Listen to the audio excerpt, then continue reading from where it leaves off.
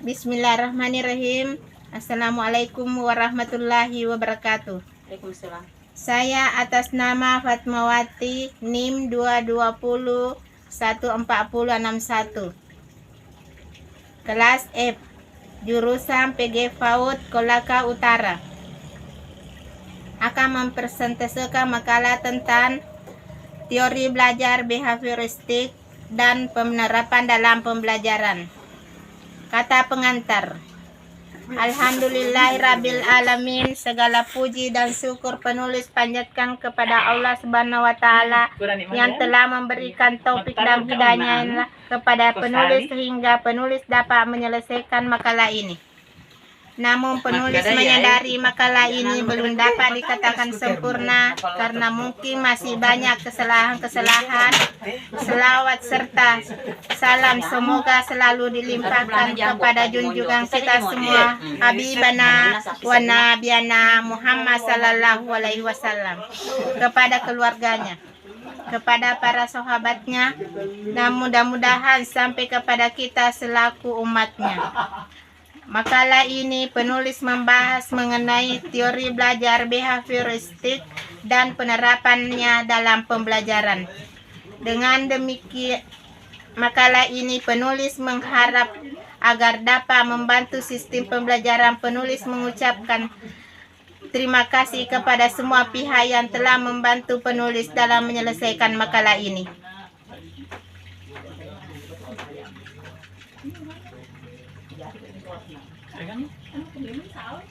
Bab 1. Pendahuluan. Latar belakang masalah. Bagi sebagian orang, belajar dianggap sebagai kegiatan untuk mengumpulkan atau menghafalkan fakta-fakta yang tersaji dalam bentuk materi pembelajaran. Bagi yang berasumsi demikian, mereka akan bangga ketika melihat anak-anaknya mampu mengungkapkan kembali secara lisan atau verbal sebagian besar informasi yang sudah disampaikan oleh guru ataupun yang berada dalam buku teks. Bagi segala lainnya, belajar dipandang sebagai pelatih belaka seperti pada pelatihan membaca dan menulis.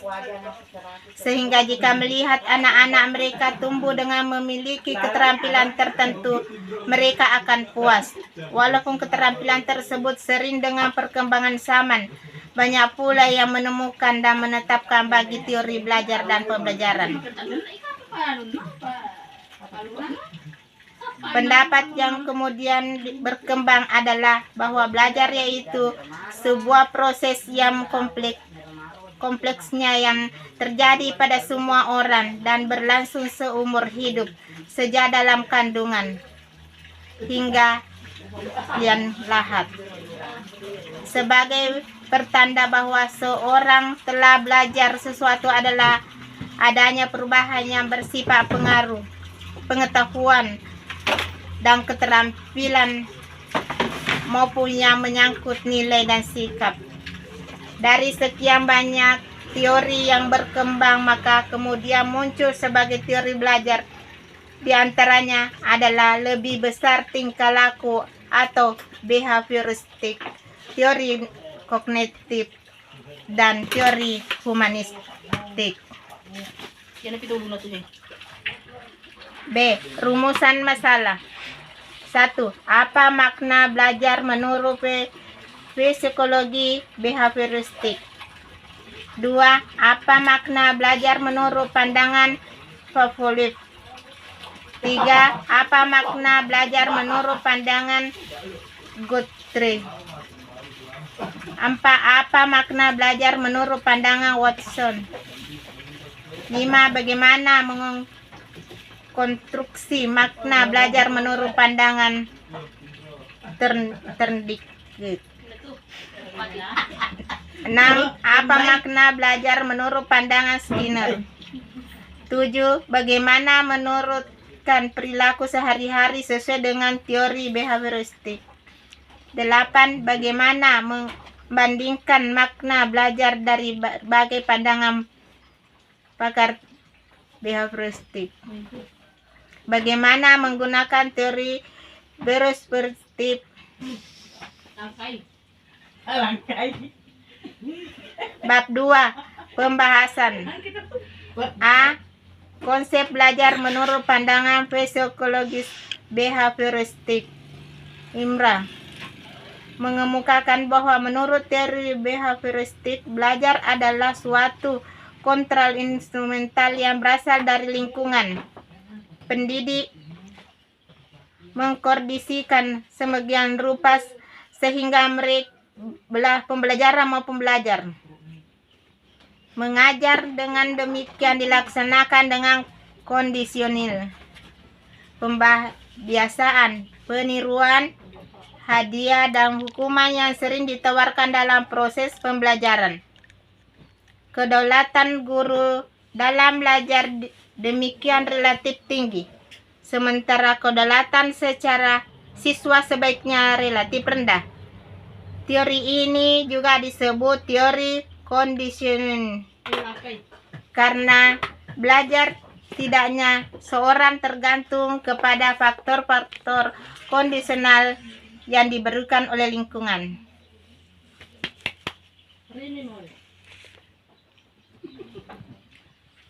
Menurut teori behavioristik,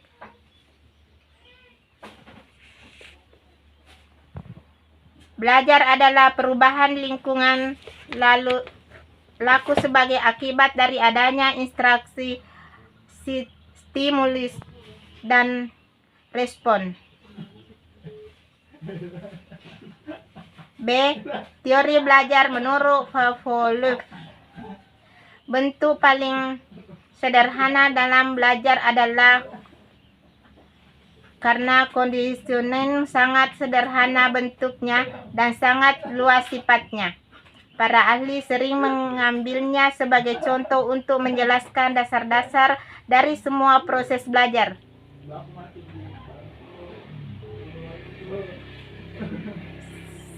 Stimulus terkoordinasi merupakan peristiwa lingkungan yang bersifat netral yang dipesankan dengan stimulus tak terkoordinasi.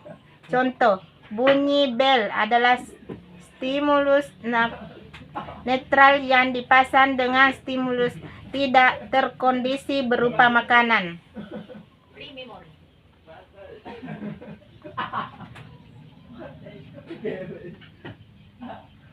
Prinsip-prinsip belajar teori Pavlov.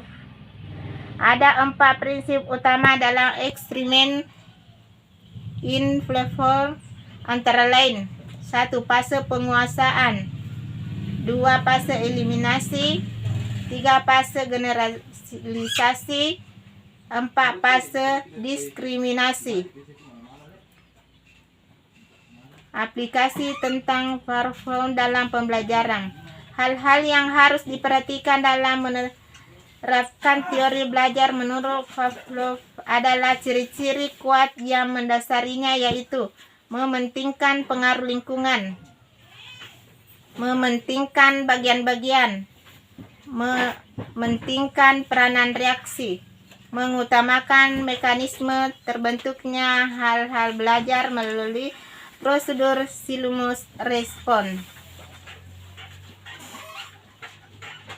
mementingkan peranan kemauan yang sudah berbentuk sebelumnya, mementingkan pembentukan kebiasaan melalui latihan dan pengurangan. Hasil pembelajaran yang dicapai adalah munculnya perilaku yang diinginkan lebih teori Pavlov. Cocok diterapkan untuk pembelajaran menghadapi penguasaan keterampilan dengan latihan, karena dalam teori ini menghadirkan stimulus yang koordinasi untuk seluruh tingkah laku pembelajaran, memudahkan pendidik dalam mengontrol belajar sebab individu tidak menyadari bahwa dia dikendalikan oleh stimulus yang berasal dari luar dirinya. Kelemahan teori Pavlov. Teori ini menganggap bahwa belajar hanyalah terjadi secara otomatis. Keaktifan pelajaran dalam hendak pribadi tidak dihiraukan. Teori ini juga terlalu menonjol peranan latihan kebiasaan, padahal individu tidak semata-mata tergantung dari pengaruh luar yang menyebabkan individu cenderung pasif karena akan tergantung pada stimulus yang diberikan. C. Teori belajar menurut Edwin Guthrie. Asas belajar Guthrie yang utama adalah hukum kontinuiti, yaitu gabungan simulasi yang disertai suatu gerakan pada waktu timbul kembali cenderung akan diikuti oleh gerakan yang sama. Juga menggunakan verbal hubungan stimulus dan respon untuk menjelaskan terjadinya proses belajar. Belajar terjadi karena gerakan terakhir yang dilakukan mengubah, sedangkan yang tidak ada respon dapat terjadi. Oleh karena dalam kegiatan belajar peserta didik perlu sering mungkin diberi stimulus agar hubungan stimulus dengan respon bersifat lebih kuat dan menetap. Guthrie mengemukakan prinsip-prinsip belajar sebagai berikut.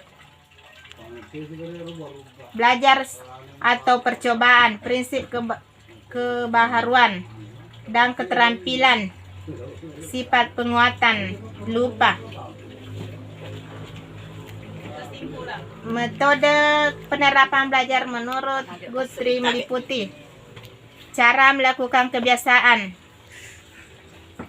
membelokkan kebiasaan, hukuman, dorongan, transfer training. D. Teori belajar menurut Wilson. Wilson mendefinisikan belajar sebagai proses induksi antara simulasi dan respon, namun stimulasi dan respon yang dimaksud harus berbentuk tingkah atau laku yang dapat diamati dan dapat diukur. Dengan kata lain, ia mengakui adanya perubahan-perubahan mental dalam diri seorang selama proses belajar, namun ia menganggap hal-hal tersebut sebagai faktor yang tak perlu Beberapa pandangan utama Wilson. 1. Fisiologi merupakan simulasi dan respon.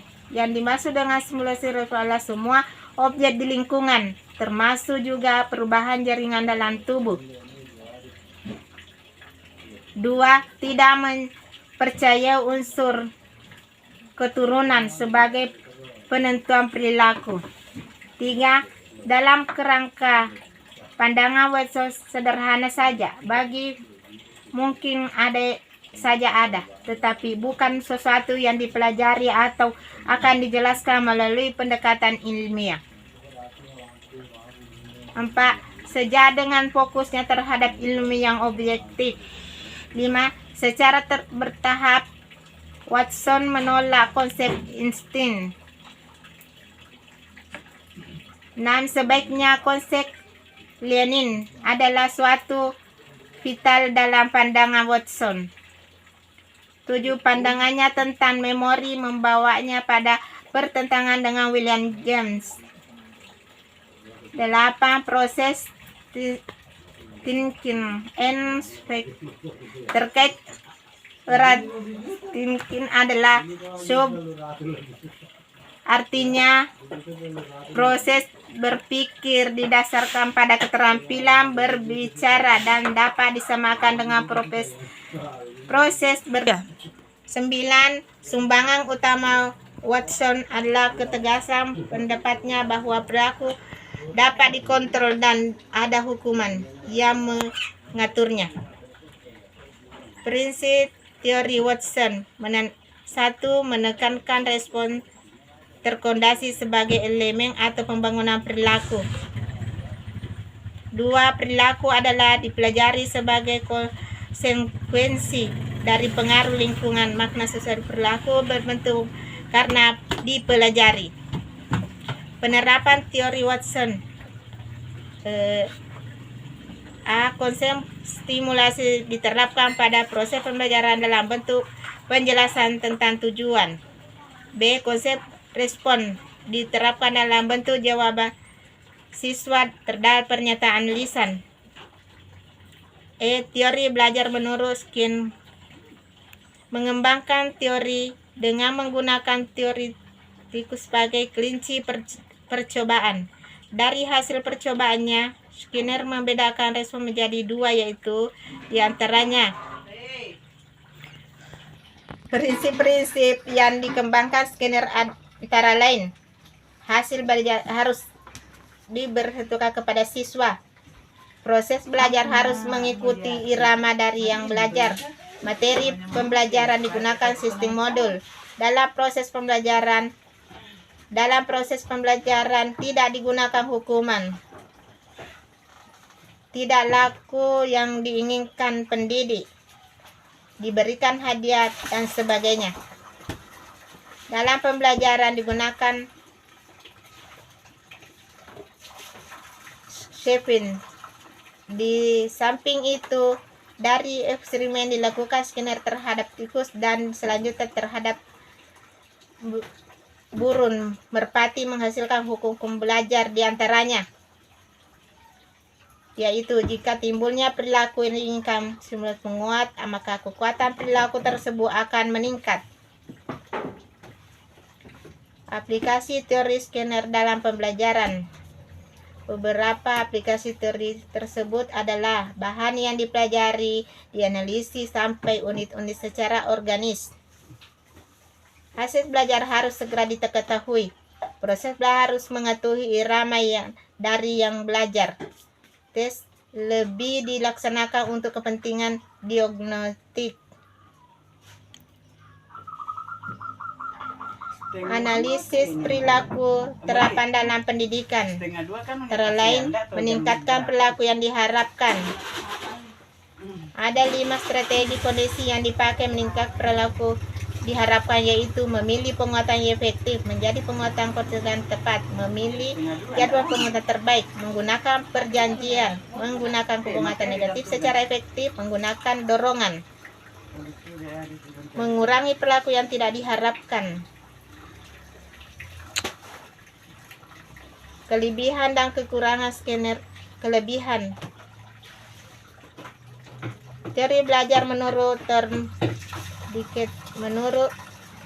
belajar dapat ini dilakukan dengan mencoba. Ini dilakukan manakala seorang tidak bagaimana harus memberikan respon atas sesuatu.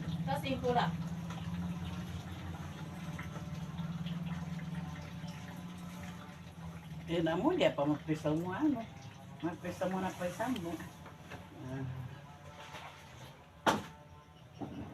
Bab 3. Penutup.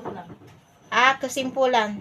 Teori behaviorisme adalah teori belajar yang menekankan pada perubahan perilaku dapat diamati, yang menekankan pada hasil yang tepat dilihat dan diamati. Proses belajar ini merupakan hubungan antara stimulus respon. Metode belajar dari behaviorisme antara lain adalah hukuman, ganjaran, penguatan, peniruan, pembahasan, latihan, tes, tugas-tugas, dan sebagainya. 4. Saran. Makalah ini masih memiliki berbagai jenis kekurangan, olehnya itu kritik yang sifatnya membangun sangat penulis harapkan.